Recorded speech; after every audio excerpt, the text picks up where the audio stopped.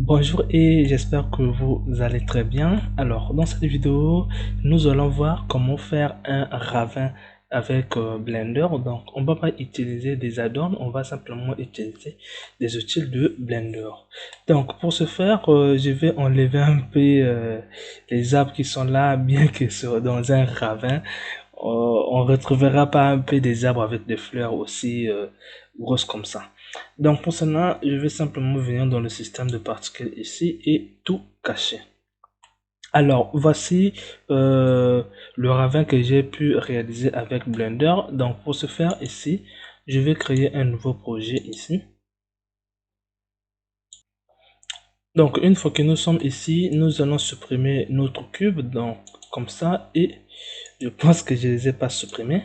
Alors nous allons prendre un plan et ça sera notre objet de départ. Et donc nous allons subdiviser notre objet. Donc on vient prendre le modifier subdivision ici. Donc une fois qu'on a ajouté le modifier subdivision, je vais simplement venir ici mettre un niveau de 3 et passer en simplify afin que ça puisse pas modifier la forme de notre objet. Donc une fois qu'on a fait, je vais venir ici et je vais faire ici dupliquer pour que on ait plus de détails.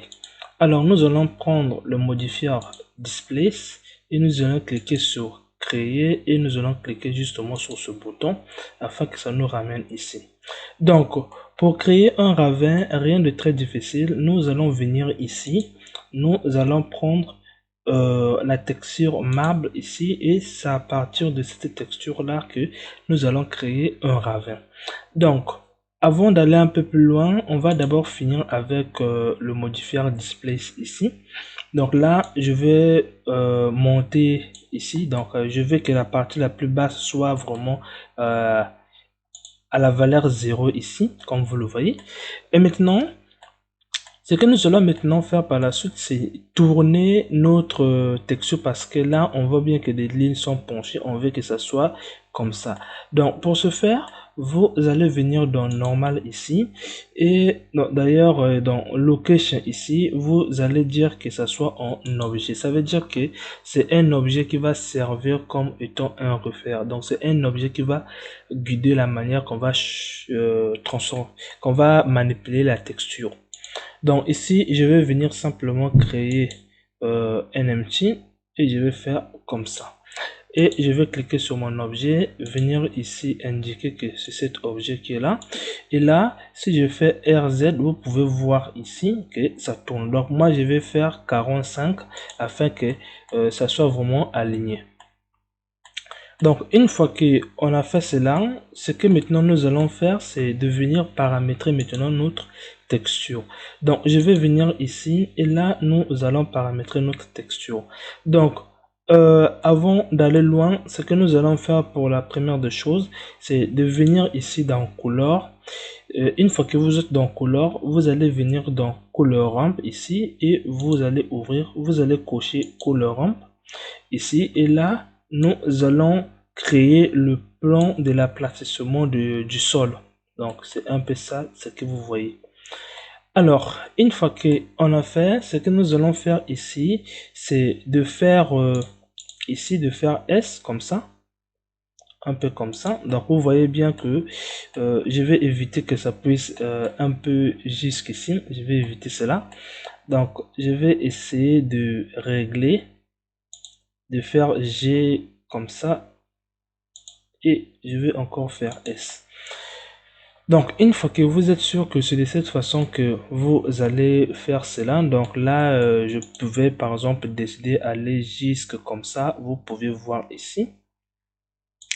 Donc nous allons simplement venir ici, donc nous allons venir ici, cliquer encore sur subdivision, on va encore dupliquer ça, donc dupliquer, comme ça on aura bien plus de subdivision encore.